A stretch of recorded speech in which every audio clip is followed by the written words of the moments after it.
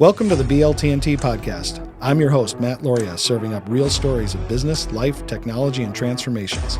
You'll hear from interesting people about big changes from career shifts to life-altering decisions and the innovations that help make it all happen. It's about sharing those light bulb moments, pivot points, challenges overcome, and the journeys that inspire us to think differently. If you're on the lookout for insights to propel you forward, stories that resonate, or just a bit of inspiration on your next BLTnT move, you're in the right place. Let's dig in.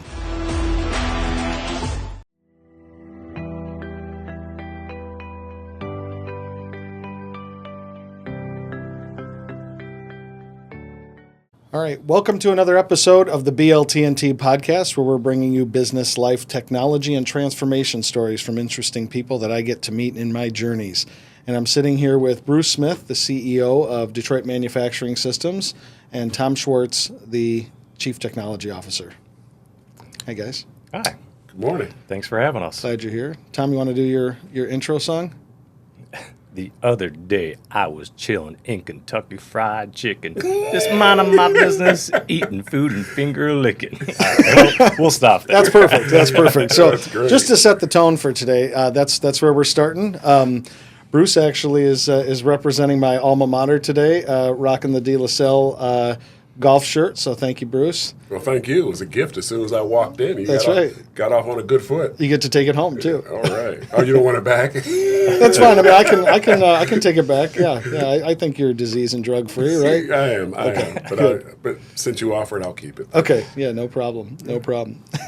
So guys, can you tell me a little bit about Detroit Manufacturing Systems so we can share that with the folks who maybe don't know too much about you guys? Sure. Detroit Manufacturing Systems started in 2012. It was a joint venture between Andrea Rush and Forcia at the time, who now they go by the name of Forvia. And it was principally to do instrument panel and micro pits, which is a scaled down version of a full instrument panel assembly. And it expanded over the years into being backward vertically integrated into injection molding with press sizes that go up to 2,500 tons. And then the product line expanded into center consoles, and now we've started to get into some non-automotive products as well. I purchased Andrea's shares in 2018, and then last year in 2023, I bought out my partner Forvia. And so as of today, I'm 100% owner of predominantly a Tier 1 automotive assembly company. Congratulations on that purchase. Well, thank you. Thank you. And Tom, you're more recent to the organization, correct? Yeah, I've been in the auto industry for about 27 years, but I joined DMS about 3.5 years ago as a director of engineering. Did that for about 3 years, and then we decided there was a need for a chief technology officer about 7 months ago or so. Bruce and I had been talking about it for about 9 months, and we created this role and been in this role since. Great. We had a little conversation kind of about the chief technology officer role versus the chief information officer role and why that was so important to you guys. You want to elaborate on that a little bit? Yeah, I think with the CIO role, we did have a little bit of dialogue with it, and the IT does still roll up through me, but the emphasis is more on the product development and innovation, and we really wanted to, make it more of a technology versus IT. We've been working with IT and doing a lot of Internet of Things and that for years, but in our transformation, we're looking to go into more AI, data-driven company, et cetera. So we went with the role of the CTO, and here we are. Great. Yeah, we see that a lot, and we work a lot with mid-market organizations similar to yours. And it seems as though if you're not drafting towards AI and data as your main core internal technology department, you're really going to lag behind, right? And so we're seeing a lot of forward-thinking companies like yours. They're doing more of that outsourcing of the infrastructure and the security, and they're bringing more of that data-driven piece in-house because you're the only guy who's going to know the most about what drives your company and where opportunities are to really drive value there. Yeah, we've started doing, in fact, using Oxium to help us with cybersecurity, and we know that there's a lot of companies out there that can help out in that arena. But as far as innovation and AI and the creations of where we can utilize AI is where we want to focus more. And then he likes to call miking everything up. So some might say Internet of Things, but as far as putting any sort of sensors on equipment so we can see what's happening on any second of the day, both internal and external. And then we've done a pretty good job at doing that thus far, but we've got further to go. And then more specifically, we've got a lot of that data, and now we want to start doing analysis of it. We just created a new role, a senior manager of data analytics that's now reporting up through me, and to do just that, to focus on what we're seeing out of our data and adjusting accordingly. So, And Bruce, we call that Moneyball for business, right? Okay. You've seen the movie Moneyball, Yeah. or know about sabermetrics and what it did for baseball and what analytics have done for sports in general. Similar concept. So we try to simplify it so people can grasp, oh, I get what you're trying to do. And so it's in a similar vein there. I like to borrow that miking everything up term from you. I love it because anything that has a production or data component to it can be analyzed and can be aggregated and brought into those systems to better understand what the heck is going on, and you can make real-time decisions. Yeah, absolutely. I'm going to hit this. Yeah, is that, I think that might have been this one here. sure. All right. you got it? Yep. There you go. We'll just clip that. We'll just clip that little part out. All right.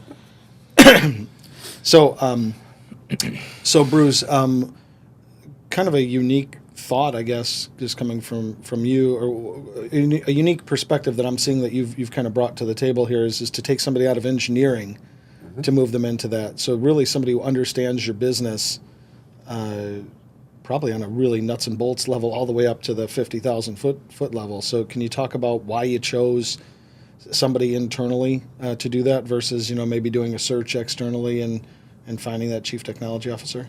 Yeah, there are a couple of reasons that were compelling for me. One is I always coined the phrase, it's pretty easy for me to find people to do what we want to do, but it's harder for me to find people who can do that and believe in what we believe in. And so we think our culture is pretty special, both aspirationally and in reality what we're doing and how we treat one another and how we think that gets the best for the organization and for everybody. And so having someone internally who understands, appreciates, reinforces, and models our culture was important. And Tom's been outstanding in that regard since he's arrived at DMS. Secondly, is to your point of he knows our business. And so I was willing to make the bet that I'd rather have someone who knows our business and can learn these other things because they really are in their embryonic stage. And so along those lines, Tom took a course at MIT. How many weeks was that course? About 8 weeks. About 8 weeks. And so he said, look, you understand the business. Go out and find some coursework where you have an opportunity to learn everything that's happening with machine learning, artificial intelligence, et cetera, and put ourselves in a position so that we'll continue to be a learning organization and we'll figure it out as we go. And then thirdly, it was his enthusiasm around the role. Tom said in his opening statements that we decided we needed a CTO role. That's mostly true. He decided we needed a CTO role, outlined it, and said, and by the way, I think I'd be really good at it. And when you have great. someone who has the confidence to raise their hand and say, I think this organization is missing this role, I think I can do it well, and here are the reasons why. And they were all credible reasons. I went, why? I'd be crazy to bet on somebody else. Yeah. Let's place a safe bet and let's roll with Tom. That's great. Yeah, what do they say? Gets it, wants it, and has the capability to do it. GWC. There you are. And I think I quoted almost every episode as Patrick Lencioni's ideal team player is humble, hungry, and smart. And so I'm assuming that he checks those boxes. Yes, and yes. And confident enough to bust out a rap anywhere. That's right. Back to you, Tom. Yeah. Now, so at MIT, during the rap course, what other things you beats pick did you pick up? Yeah, so it Maybe a was- little biggie, little biggie, or No, it was focused on in business and artificial intelligence and where we can utilize it. And you had one of the two options. You could create a business if maybe you were right out of college or continue your education with it, and you didn't have a business you're working for. But of course, within DMS, I focused on that and where we can use AI and throughout the different aspects and different departments. And so that was the main focus on it. okay, great. Tom, you had said 27 years in the automotive business. Where were you before DMS? What were you doing? Well, I started my career, I went for electrical engineering, focused in on digital and PLCs. Thought I was going to go into controls right away. Almost took a job with a company at the time called AOK. I'm not sure if they're even still around with us, but then ABB, company out of Auburn Hills, one of their divisions is robotics, offered me a position, and I hadn't done robotics in the university, so I wanted to get into it. So I took a job with ABB, worked for them for about 3 years, and I was under the GM blanket for about 2.5 years. They had the GMT 800 program, which is their truck in Fort Wayne, Janesville, Arlington, Texas, Oshawa, etc. One of their biggest platforms. So they were launching, I think there was close to 2,000 different ABB just robots in their body shop, and I would go to their facilities and program the robots for them. Enjoyed it tremendously, but did want to get back into controls. Ford reached out to me on a position at Ford Utica. I went there. Was a controls engineer for a couple of years, ended up becoming a manager after a couple of years, and was with, they spun off of Visteon and was with them for about 6 years, and then Ford created an LLC called ACH. And they asked for me to come to corporate office with them, and they had 18 facilities that were Visteon that they took back and wanted to make sure that they were successful one way or another, and we had the 18 plants we were either closing or selling. And DMS came out of that ACH group, plant in Saline. Yes. Was Okay. spun off to Forvia. Yeah. And as part of that arrangement, Forvia agreed to do the joint venture with Andra Rush. And who is Andrew Rush? Andra Rush is an entrepreneur who first got started in the trucking industry. You may have seen the Rush trucking companies that were on the road years ago. And then she still has Dakota, which is an assembler. And I think that joint venture may be with Magna. I'm not sure who her partner is.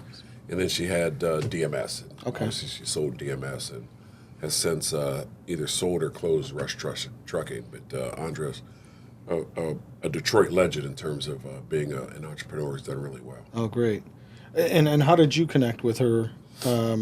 Because she started this in that joint venture in 2012, but then you bought it out. You bought her position out in 2018. Where did you come to meet her, or come to be a part of the whole mix? When she approached her partner and Ford about selling her interest, they started looking for a replacement, and the people at Ford that she knew me. I didn't know Andra directly. I knew about her, but I didn't know her. And then at Forvia, their president of North America Interiors is someone I had worked with in the past as well, or knew. I hadn't worked with him. I've known him for years.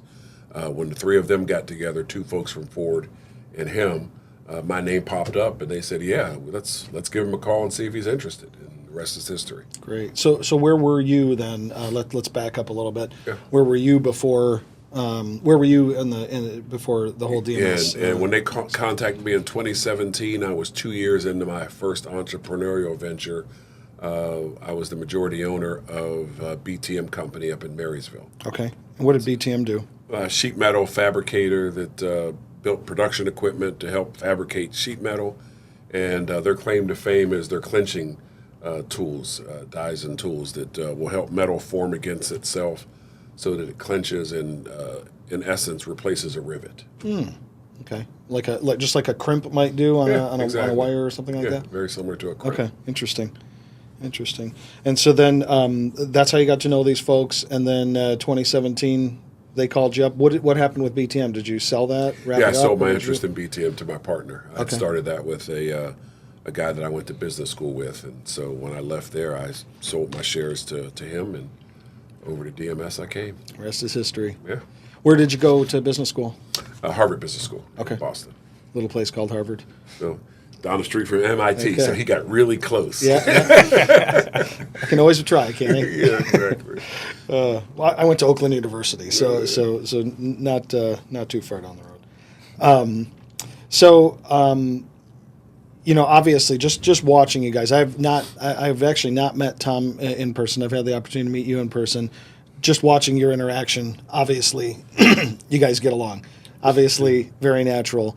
I know Scott Sislak, who's your former CFO, and now what is his role He's now? our chief commercial officer, so Okay. he has all sales and strategy and our purchasing teams. Okay, so I've gotten to see you really take this promote from within and move from within and do kind of sometimes maybe what seems unorthodox to others of, hey, how do you take a CFO and put him into a sales role, right? Or how do you take an engineer and put him into a CTO role? There's obviously something unique going on in the culture over there. Scott talks about it all the time. Sometimes we have to ask Okay, him to Scott, stop. we've heard enough. Yeah, we've heard enough. We know it's awesome over there at DMS. Shut it Come down, on. Scott. Shut it down. Right, Yeah. right. So let's talk about that because obviously there's something special going on. You're not just believing your own hype. There's something special going on there. So let's talk about that. Or we're a cult and we're all drunk on our own wine. That's fine too, though. That's fine too. You've got 1,500 people who have joined, so you're doing pretty well as a cult, I think. yeah, no doubt. I think we are a little bit unorthodox, but it's sad to even put it under that definition because at the root of what we're doing is the proven science of being servant leaders and removing what I'll call immediate self-interest and supplanting it with how do I help the people around me be, as we say internally, the best, boldest, and most authentic versions of themselves. And there is no one best version, right? Sometimes, if I hand you a newborn baby, there's a different best version of you then than if I put you into a NASCAR race, right? There are different versions. Sometimes you're aggressive, sometimes you're protective.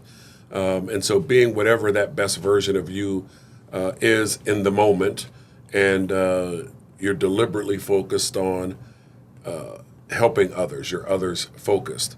And I believe at the end of that process, we all have an opportunity to rise to higher heights together if we feed each other as opposed to selfishly just trying to feed ourselves. Sure.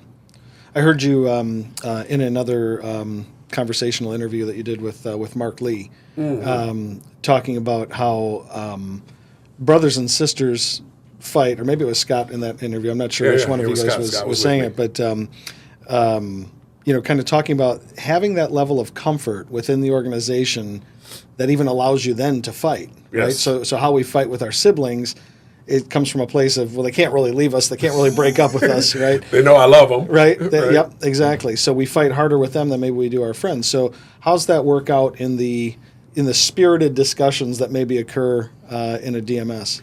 Yeah, I think when the environment is really safe, conflict is frequent.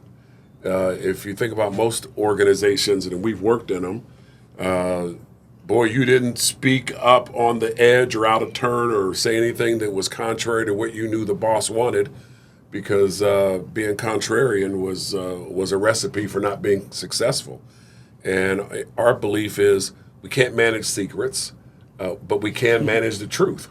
And so let's put the truth on the table, be non-judgmental about it, be honest with ourselves about where we're doing well, where we're not doing well. And Jack Welch had a saying when he ran GE that said, let's not sponsor ideas based on the altitude of the originator. Let's sponsor ideas based on the merit of the idea. The meritocracy, right? Yeah, because the marketplace doesn't care whether the idea came from him or me or you. The marketplace kills bad ideas. Yeah. So we need to have a process internally that kills bad ideas and sponsors good ideas. And it's not, that political alignment we've seen in organizations. Hey, we're going into the meeting. You support me and I'll support you. Right. And your buddy says something stupid, but now you're committed to supporting it. Double down on stupid, huh? Yeah, let's double down. I'm with you, buddy. Steady as she sinks.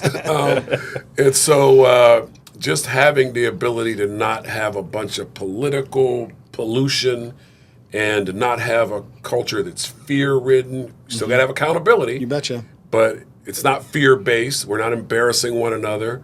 It's the analogy I make is it's like, you ever see the show Battle Bots, where you put those bots in the arena, Yep. and that's the idea competition, right? Is my bot better than yours? And it's fierce in there. But around the table, we're having a blast, man. I blew your bot up, dude. Right? Yeah. Your idea wasn't the best one this time. I always love the one with the circular Yeah, saw with the blade. saw. Those are my favorite. I'm coming through, right? And so when you think about it, what other process is superior to that? There really isn't one, because you get the best of both worlds. You get trust and a relationship where there's mutual respect, but you also get tenacity. And iron sharpens iron. Let's go at it. Yep. But we're doing it in the spirit of making us better, not I win, you lose. It's we win. No zero-sum games. No zero-sum games, right? We win because we got the best idea out of our process. And today it was your idea that got sponsored, but no guarantees yours is going to get sponsored next week. Yeah, we've got a statement around here: the best ideas win. Doesn't matter who's right; matters what's right. It's exactly right.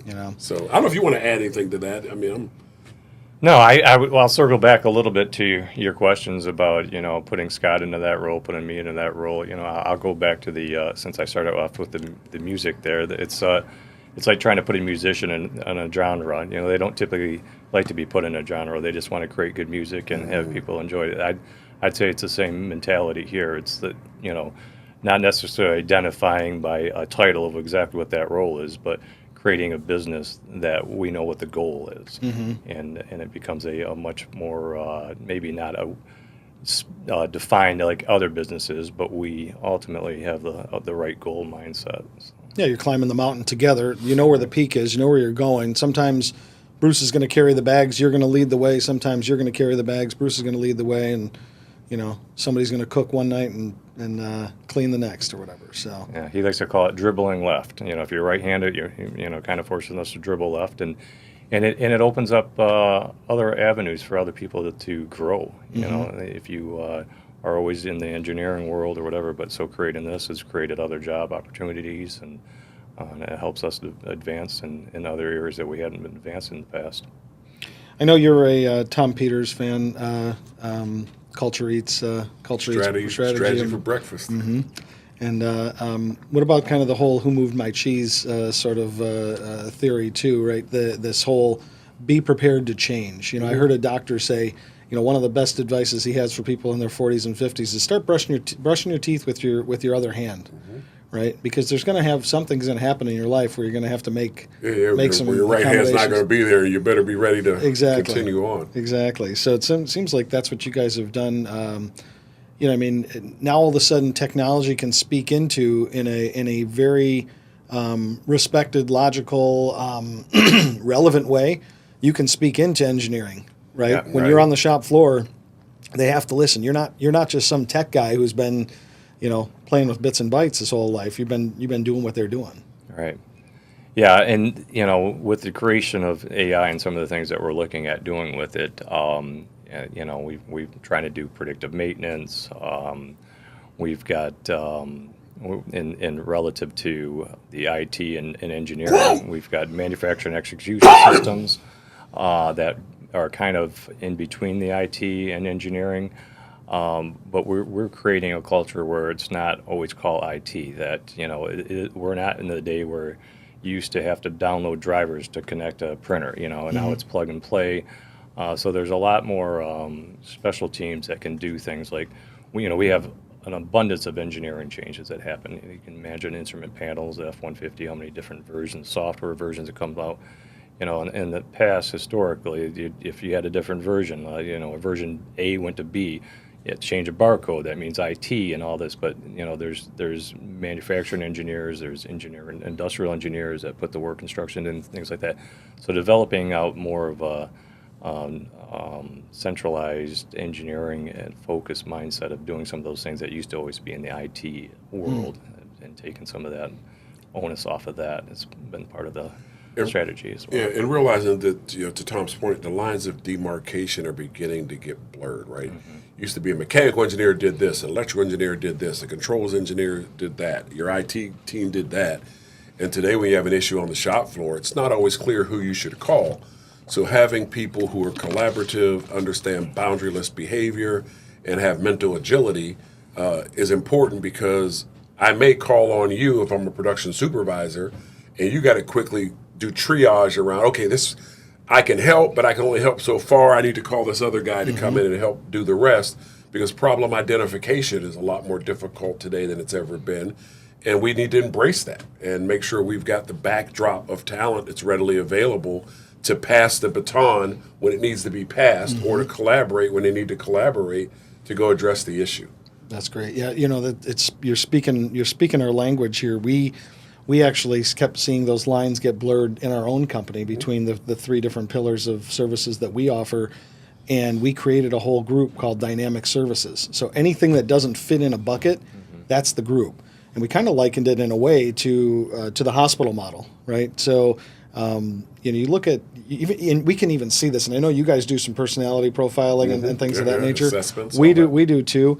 And there's a drive out there that we watch, and we go, oh, okay, that person is a qualified technologist, but they have this certain drive.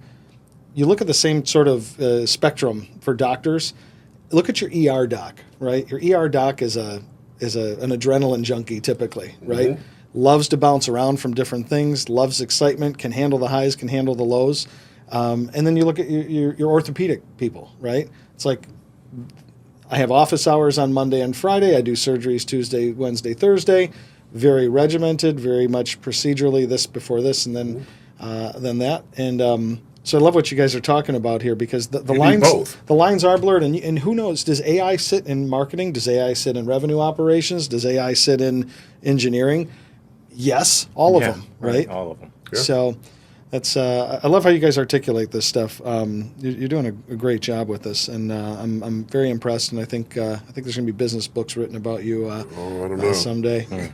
We'll start with a rap in there, right? Yeah, something about it'll be KFC related. I think from Tom's title there, title song, I should say. So let's talk about just kind of background, where you grew up, and what you did as a kid. Let's let people get to know you guys on that level. Tom, you said you grew up in kind of Harbor Beach area in the Thelma of Michigan? Yeah, my parents divorced when I was really young, so there was a little bit of a shared services, we'll say. That's a great way to put it. You were using managed services to do the parenting? I had the same scenario. I just wondered if it was, no, you take him. No, you take him. You love him more than I do. So, but yeah, primarily, I grew up in Harbor Beach, Michigan. When I was about 12, we had our first horse, and then we ended up having about 15 to 20 horses. Some thoroughbred quarter horses, Appaloosas, even a Clydesdale. It was all pleasure, but we had about 45 acres. Did some baling the hay and all that good stuff that goes along with farming. But we even got into some poultry. We had geese, guinea hens, peacocks, ducks, you name it.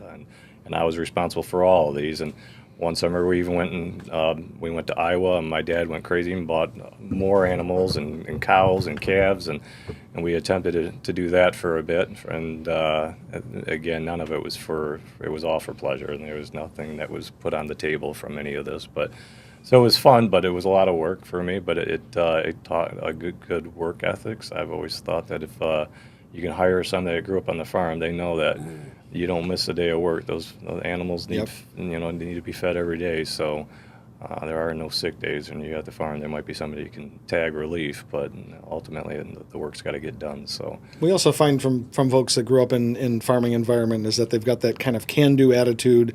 They can cobble something together too for a temporary solution, because the hardware store wasn't always right around the corner, when you're on the farm, and sometimes you have to make something work for the rest of the day before you fix it perfectly.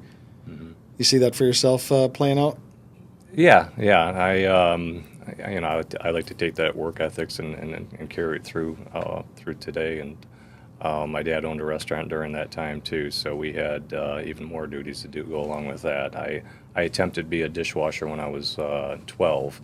My grandma let me do that And I went back to my dad about 2 weeks later. I was like, I don't think I want to do this anymore. And he says, well, you better tell your grandma, because she was part owner of the restaurant too. And so I had to go in there with my head low and say, Grandma, I quit. I'd like to retire Child from labor. My wife thinks this is illegal.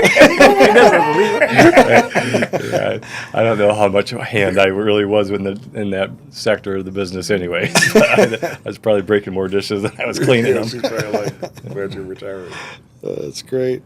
And Bruce, what about you? Like Tom, my folks got divorced when I was young. They were 3 years old. My dad was a career military guy, so he bounced around quite a bit. They both grew up in a small area south of Pittsburgh, Pennsylvania. And so when they got divorced, my mother moved back to Pennsylvania. And when I got to third grade, I said to my mom, I don't want to grow up and not know my dad. Can I live with him during even grades, and then I'll come back and stay with you on odd grades? So essentially from fourth grade on, every other year, I was with mom or dad. And so when I was back in Pennsylvania, where I spent most of my time, I would call that my hometown, Monongahela, Pennsylvania, steel mill town, industrial place, but still in a green and pleasant valley with a river that flowed through it. So you grew up near lakes, where I grew up near a river. And so I had roots in that regard. But my dad, having been transferred in the military, I did 8th grade and most of 10th grade in Woodbridge, Virginia, a good part of 10th grade in Columbus, Georgia, when he was at Fort Benning. The Army put him through college, so when I was in 4th grade, we were in State College, Pennsylvania. So I bounced around quite a bit, which gave me wings. So I felt like I had this good combination of roots and wings, the stability and familiarity of being in the same neighborhood off and on, but also the excitement of exploring new places and meeting new people and figuring out that everywhere I went, people were different, but they were the same. And if you can find ways to quickly connect, it's easy to create genuine friendships that can last a lifetime. That's great. And you came up with this concept yourself in 4th grade. Yeah, it was actually towards the end of third third grade. Yeah. Wow. I just kept thinking, I don't want to grow up and not know my dad, so can I get an opportunity to live with him as well? That's what a neat mix, like you said, of the stability and the wings, right? That is it was so a great neat. combination. Especially, you're not bouncing back and forth each weekend and everything, and you're not really firmly rooted. You kind of had those roots all over the place. Yeah, all over the place. That's fantastic. This whole piece of bouncing around like that and making these bonds with people, that's had to have helped you in your business life. We heard Anthony Laverty was on our show. What a great guy. Yeah, good guy. He he was not a Detroit native, and Yeah, we from New York. We always laugh, like, he knows more people here than any of us that grew up here. Yeah, and he moved here around the same time I came here, 2015. And the number of people he knows is 20 times. We've had the same period of time to network, and this guy has just been masterful at it. Yeah, but you've obviously leveraged that to your advantage and to form really strong bonds and really strong relationships. I mean, I've not heard a bad thing about you. You haven't asked enough people yet. That's right. You don't know enough people yet, right? Like I'll ask some of Anthony's friends. This episode of the BLTnT podcast is sponsored by Auxium, business IT and cybersecurity designed to outsmart chaos. Empowered by Juniper Networks. Automate your network with Juniper Networks and the Mist AI platform, the world's first AI-driven wired and wireless network. Let's talk a little bit about these transformations too. So obviously you've been a transformer kind of your whole career. You've transformed in many different ways as well, even this most recent change here. Let's talk about where you see these transformations going, right? Where do you see your industry going? I know you've mentioned in other interviews that you don't have the crystal ball. Yep, don't have the crystal ball. But we can't. But you can't sit here not planning for the future. And obviously, you're making moves. Yeah, as we say internally, right? We can ignore AI and all that's happening, but it's not going to ignore us. And while we don't have a perfect crystal ball, let's put ourselves in the position to continue to be learners. And I was listening to a podcast called Acquired, and they were interviewing the CEO of NVIDIA, who had a good analogy where he said, look, you just want to be under the apple tree so that when the apple of opportunity does fall, you've got a chance to grab it. And so we're just positioning ourselves under certain apple trees in the orchard to go, we think there's going to be opportunities here and there. And while we can't define it in a exactly prescriptive way, we know we're in the right area. You're going to stay close to it, is what your point is. Let's just stay close and continue to learn and evolve, be agile, and then when the opportunities present themselves, let's apply them to where it makes sense for us, our customers, and our employees, so that we get that triple win in that process. That's great. That's great. What does family life look like for both of you guys today? Great. He's about to get married. I've been married got married in 2008, January 1st. So what's it been now? To be 17 years here soon. I have 4 children, a 16-year-old, a 15-year-old, 13-year-old, and a 10-year-old. And my wife is she's my best friend. And she's the best thing that's ever happened to me. And she's incredibly supportive. And I'm equally supportive of her. And so as we handle our parental duties and, our partnership duties and our professional duties and then the personal stuff, we balance that really, really well. Because some weeks I'm more of a professional than I am a partner, and other weeks I'm more of a partner than I am a parent, and other weeks I'm more of a parent. Yeah, it moves based on wants and needs, but we manage it really, really well. So family life for me is great. Where did you meet her? Here in Michigan. Here in Michigan in 2002, I think it was. Yeah, we started dating in 2006. And then married in 2000, what'd you say? 2008. 2008. Yeah. Great. Yeah. Great. And what's her name? Michelle. Michelle. Okay. What Yeah, about you, Tom? as far as me, I've been dating my fiance now for a little over 4 years. She has a 11-year-old daughter and a 18-year-old son that's going to Grand Valley State University for supply chain management. So proud of that. Just had his party last Saturday, and we tied the knot on July 27th. So we've been having a lot of planning this summer. I turned 50 this summer on top of it, so there's been a lot of things milestones. happening. A lot of milestones. this year, Great. so, Big year for you guys. Yeah. Awesome. What do you guys? You guys had talked about. I know I'm kind of bouncing back around here a little bit.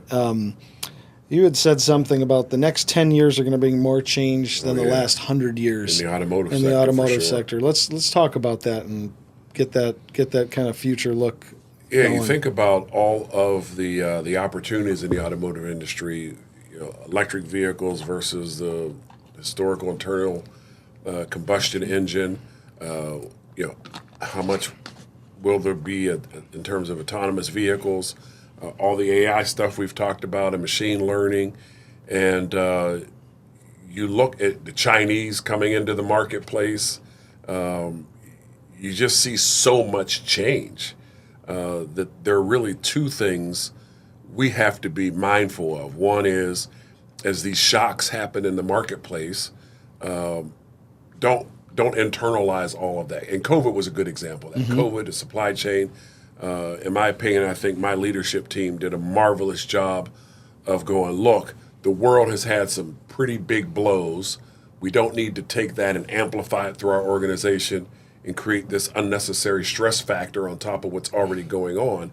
I feel like we were good shock absorbers in terms of insulating the organization and really telling folks, focus on what we can control, and let's use this opportunity. Our COO, Ben Meacham, always says, never let a good crisis go to waste. Sure. And so what are we going to focus on so that at the end of this we come out stronger, better, faster than before? So one is, don't let those shocks just go through your organization.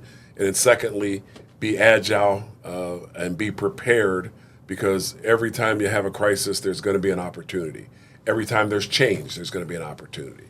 So for us, we're excited about the next 10 years because we think within that chaos, there are going to be winners and losers, and a lot of that's going to be predicated upon how much did you panic versus not panic?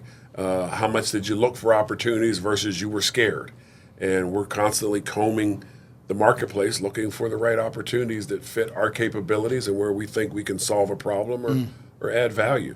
And then along the way, you need a little bit of luck, right? Because if if luck doesn't go your way, then all the plans of mice and men are laid to rest, right? Well, another good way to be in luck is to be underneath that apple tree, though, Yes, right? So, exactly right. you're not off on a soybean farm. You're hanging out near the apple tree. You know, one of the things that, as you heard me mention Scott Sislak a number of times, obviously, you know that's where my relationship came to Yep. then meet you guys.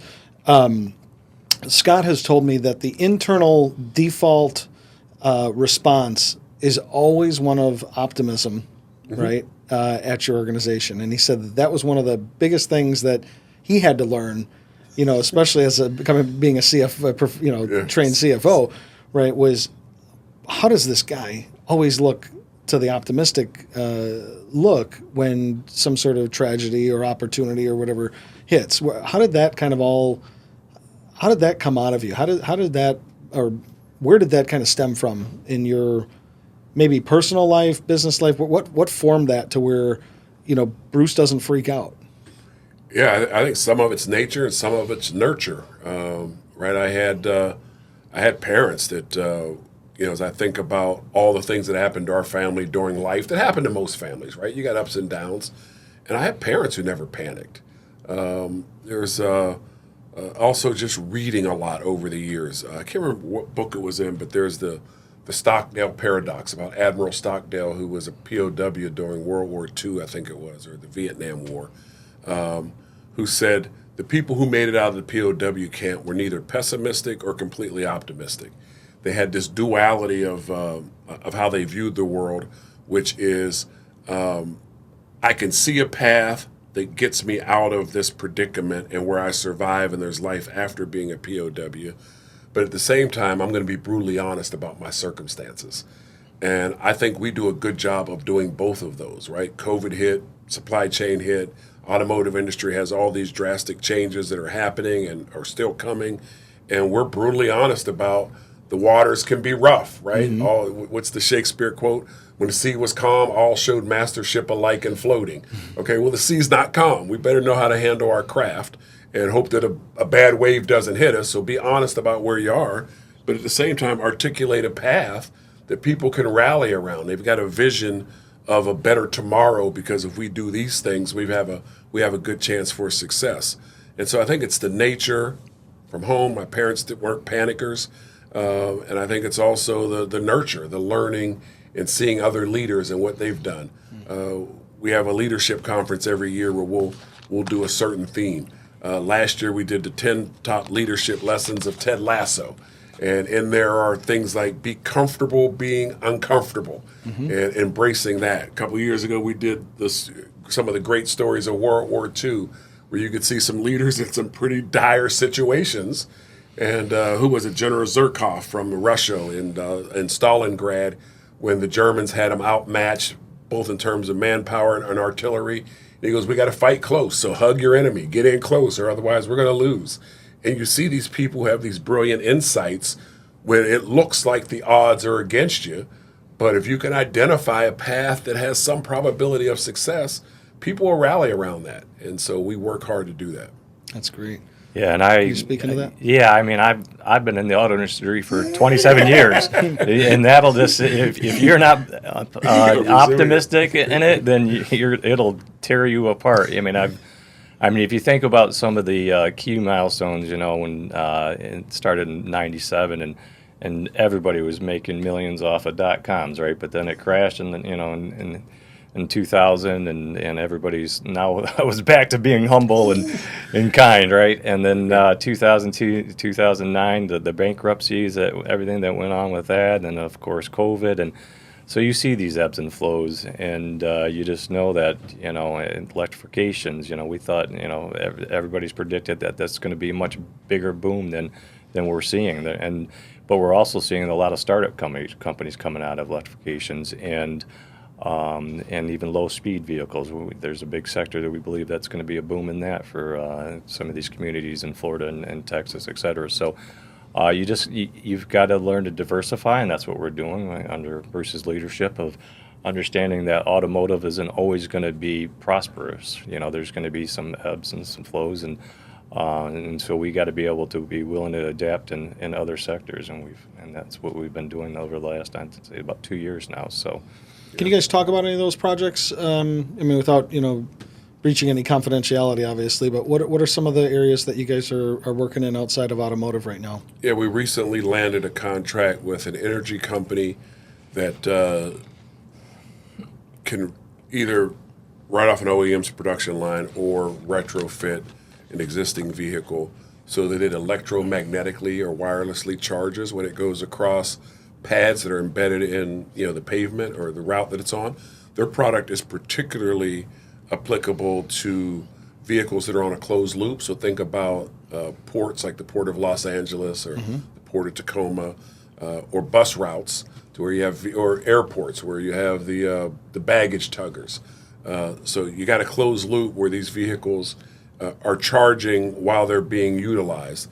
And it has a lot of benefits for the end user customer in terms of reducing the number of assets they have to have, also saving them on power costs because you're not charging at peak rates. And so it's got embedded logic in it so that it knows based upon the rates of the utility companies at that time, based on the battery charge, how far it's got to go, whether it's a charge when it's on a certain pad or not. And so it's got a lot of advantages. And we've hitched our wagon to their star, and they're starting to really penetrate the marketplace. And we built 3 units for them: the ground unit, the vehicle unit, then the charging station itself. We're also on the precipice of deciding. We've got some prototypes that we're now analyzing, and it's in the low speed or medium speed vehicle market. So when you think about the villages in Florida and the golf carts that they all have.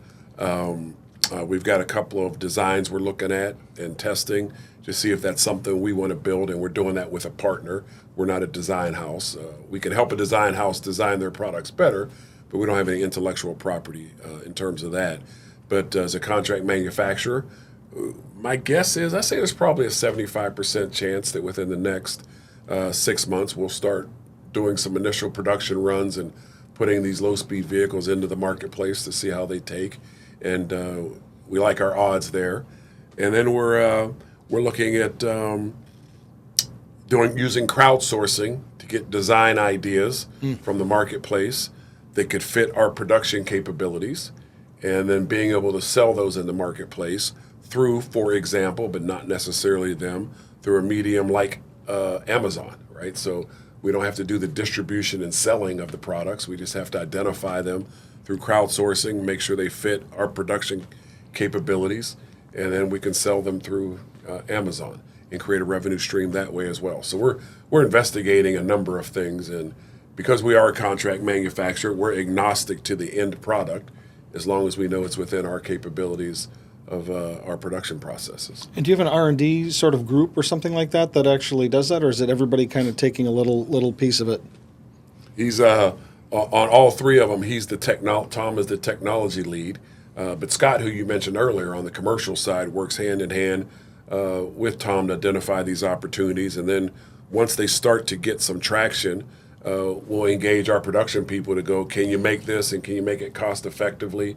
We recently bought a 3D printer, so we'll be able to do a lot of prototypes on that, and we know what the cost per cubic inch of the 3D printer is and whether or not it could be applicable for serial production, and we need to scale up there, or whether it needs to transfer to a more traditional sort of serial production process.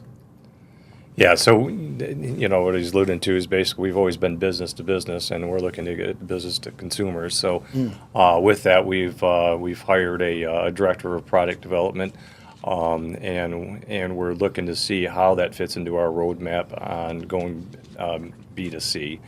And we're in the infancy of doing that, but there's some strategy, and as he mentioned, we're agnostic to what the end product is as long as it makes sense. But as he mentioned, that we have some high capabilities within 3D printing, and we've also been creating networks on some things that we might not have capacity to doing, but we have a good network that can do that for prototypes.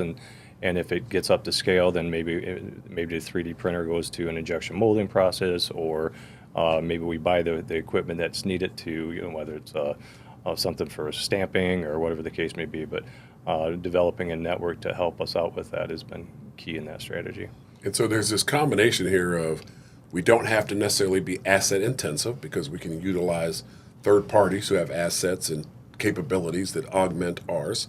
And the other thing Tom talked about earlier, miking up the manufacturing plant, as we start to look to these new products, how do we mic those up so that you get this second revenue curve associated with the data and information that is embedded in or being provided by products that are now in the field. So whether it's the low-speed vehicle or some of these other consumer products, how do we stay connected to it electronically, data-wise? Through its life cycle. Through its life cycle. Once it's even left your plant. That's correct. Because today, our revenue model ends after we ship. Yep. Right? And it doesn't always have to be that way, and it won't always be that way. Yeah, that's great. Let's take what you so as we've kind of explained, you guys are about $1 billion organization. Yeah. Total revenue. 1,500 people. So you're squarely in the mid-market, right? How would you take what you just explained that you guys are doing, where you've applied some funding and some resources to kind of this exploratory piece, right? To remain relevant, to remain at the forefront of, seeing when that next apple falls. How would you recommend that to somebody in the small business? So if there's an entrepreneur or a small business owner watching this program, he might be looking at you and go, well, yeah, you're $1 billion. You can hire a couple of people and not really feel it. What does the small business owner do in this situation? Yeah, I would say there are two things. Everything's relative, right? And before here, I owned a BTM company, and BTM in terms of revenue at that time was about $20 million a year in sales. So an order of magnitude smaller, but even there was a percentage of our profits that we dedicated towards let's look at new machining equipment. Let's look at new tooling designs, right? So there's always a portion of what you have that, in my opinion, you'd be wise to think about, how do I invest it into something that could have a potential payoff? And as we say, amongst ourselves, have some appetite for failure. I can't ask you for innovation and have zero appetite for failure. Those two things just don't go hand in hand. Right. We wouldn't have the light bulb otherwise. Right? Yeah, what did Thomas Edison say when the reporter said, how do you feel about the fact that you failed 2,000 times? And he goes, my friend, inventing a light bulb is a 2,000-step process, right? And so you have to have those failures before you can get to success. So have some appetite for failure, but you don't want to you want to take calculated risk. So that's one. The second thing, which I think is the most precious commodity that we have, is where do you put your attention? And I didn't use the word time, because I think a more valuable subset of time is your attention. And are you focused on the things that you're comfortable doing, or do you spend some portion of your life focusing on things that make you uncomfortable but have the opportunity to give you a 10x payback as opposed to a 2x payback, right? And so our staff were reading a book called 10x is Easier Than 2x. And really what the book talks about is be deliberate about where you spend your time and delegate things that don't necessarily give you the greatest payback. So, for example, I came up through the shop floor. I'm a production guy. That's where I'm comfortable. But it's not necessarily where I should be spending the majority of my time just because I'm comfortable there and I want to be involved in those details. I should be focused on things that are going to transform the company and help us be something better and different 10 years from now than worried about, did that last shipment get out, right? And so while I've got to be concerned with that, as I say to my team, I'm not here to run the company well. I'm here to make sure the company is well run, while I work on some futuristic things that are going to continue to evolve who we are and help us become better and bigger and stronger. And you've got a leadership team that totally understands that. And are capable. Go back to the GWC. They get it, they want it, and they're capable. But I'm encouraging them, what are the 20% of the items that are on your list that you should be focused on, and have someone else focus on the other 80%? Because 100% of it has to get done. You bet. But you don't have to do 100% of it. I don't have to do 100% of it. So be very deliberate about where you spend your time, and more importantly, where you put your attention. Yeah, that attention. I think I wrote it down. I think I've got it. It was energy. Energy flows where attention goes. Is Yes. that the? I love that the statement. I was in a couple of different AI seminars recently, and one of the fellows who put one on for us is a guy named Todd Brook, and he said that his recommendation to every business leader, every person really, is to invest 1 hour a week in chat. Pick one of the AI models, right? ChatGPT or Copilot or something. Spend an hour a week in it, because every week you're gonna learn how to take one small task of yours and automate it. Yep. And by the end of the year, you've got 52 hours now of training in that. So, and it is so ever evolving that, like, I've noticed that GPTs that I've built 2 weeks ago are irrelevant because now they're built into ChatGPT. Yep. And if I'm not playing with it, I was just on ChatGPT this morning, and same. it's a lot better than it was when I used it about a month ago. It's I'm not crazy. using it every week, but I used it a month ago. Yep. And I went, wow, this thing has evolved. Yeah, and if you would have sat static and said, okay, hey, this is what it does, and not played with it, you wouldn't know. Right. So you have to be, I love it, underneath the apple tree. Yeah. Well, great. This has been a great time with you guys. Is there anything that you want to ask me, or is there anything else that you guys want to make sure that we cover? What made you start this podcast? What got you into this? So I was sitting at the Detroit Athletic Club at a lunch, and I was looking at the guy across from me, and I'm start to daydream, and I'm going, I am so lucky. This is my job.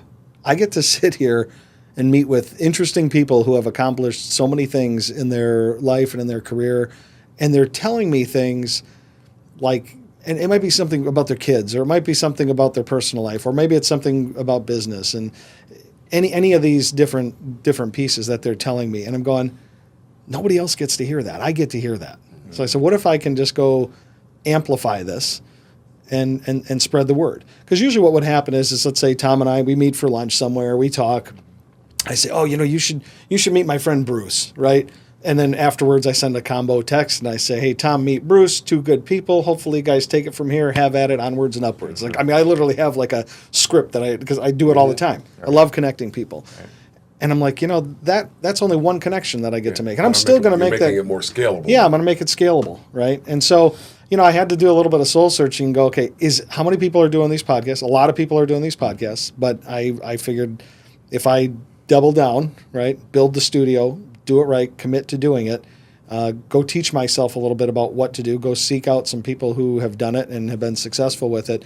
And I don't have the outcome of that I'm going to be the next Joe Rogan, right? The outcome is that if I make one extra connection for each person that I interview, job's done. Guaranteed that the world will, my world will get better as their world gets better. So that's why I did it. And that dovetails to the question I wanted to ask. Because you've interviewed so many people, you've had so many lunches, what common themes have you seen, or what common lessons or messages have you heard that you would say, if I could put it all in a crucible and distill it down, here are some universal truths? Wow, that's a big one. I mean, the first one that's coming to mind is that nothing happens until you let the guard down. Right. Vulnerability.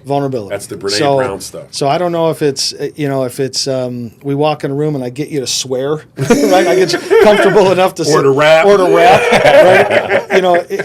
If there's some level of comfort that comes in the in the interaction, you might actually just open up enough to give me one good nugget to really get to know you, right? Mm-hmm. So it's that nothing good really happens until the facade is dropped. And I'll tell you this, I love that. A lot of that came from getting to know Paul Glantz, who's the CEO or chairman of Imagine. Yeah.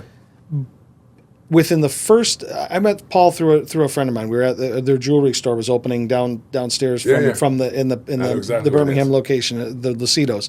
And Fran Lucido said, hey, you need to meet Paul. I said, okay. So Paul's wearing a football jersey because he had just come from a game.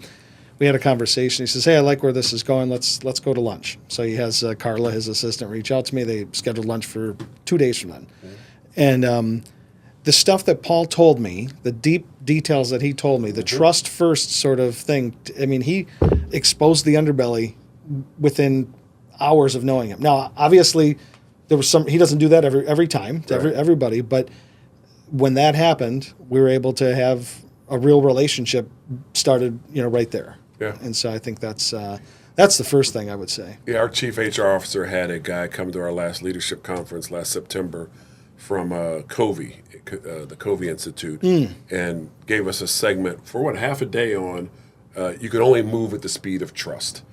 And trust only starts where there's authenticity and vulnerability. And so it dovetails well with Brene Brown, who says, the opposite of courage is not fear, it's armoring up. And you think about how many people have relationships, be it with their spouse or be it at work, to where you've been hurt in the past, you've been let down in the past, so you armor up, right? Because I'm not going to get hurt again. Right. But you're setting yourself up to be disappointed Absolutely. again, because until you drop the armor, nothing good can happen. Yep. Or the best can't happen. Right. So, I love that. What other one would you say? So the second thing, and we've got this author. His name is Fred Sievert. He's coming on in a couple of different a couple episodes from now. And Fred wrote a book, and I can't remember the exact title, but it's fast. I think it's called "Fast Starting a Career of Consequence." Okay, and so he wrote it for his daughter, who was going to was essentially going out into the world to get a job. And one of the messages in there is that you've got to be willing to, if you're going to be noticed, you've got to be willing to do the things that get you noticed. And one of his examples is be the first one there and the last one to leave. Now, that's not always possible, obviously. But how do people who really make a difference make it known that they're making a difference? And not by bragging, just by doing and being. And so, whether it's, Anthony moving to this area and hitting the ground running, essentially working before he was working, to build out his network, or, it's you with you, whatever your routine is in the morning and getting up early and going to bed late or whatever. But just making those sacrifices, those are the people who end up really making the difference, right? You're 9 to 5 in it, ham and egg in it doesn't do it. And it sounds like from what you said, if I heard you correctly, it's not about self-promotion and all the bluster and bluff around that. It's really about find a way to make a difference. Just make a difference. Bring value every day to somebody else, and something good does happen. And so I think that would be the second one. Third one, I don't even know. Just be nice and don't burn bridges is the other thing. You can Warren Buffett, actually, I was asked to give a little intro at an event the other day, and they said he had to.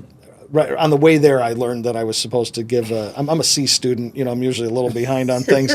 So on the way there, I realized, oh shoot, I need to come up with a quote, a famous quote. And the one that I have to remind myself every day is you can always call him an asshole tomorrow, right? And so hold your tongue, and if you still feel like you got to... I reserve the right to tell you something tomorrow. Exactly. Hold my tongue today. I definitely can call him a jerk tomorrow, and it's always suited me well, or served me well to hold back on that. And other people who have that discipline of holding back, right? You can be passionate. You can be all those things that make you who you are, but you gotta have that self-control. If you don't have that self-control, you're going to get relegated to something less than excellence. I think it's in the book of Proverbs. There's a scripture that says, "A fool uttereth all of his mind, whereas a wise man keeps it until afterwards." There you go. And there you have it, right? Pastor Warren Buffett. I love it. I love it. So. Well, Matt, thank you for this opportunity. It's been a great time, guys. Thanks, Matt. Great. Any parting song that we should go out with? No. We'll end it on the biblical scripture. There we go. All right. Well, thanks, guys. All right. Thank you. Appreciate it. All right. Thank you. Thank you.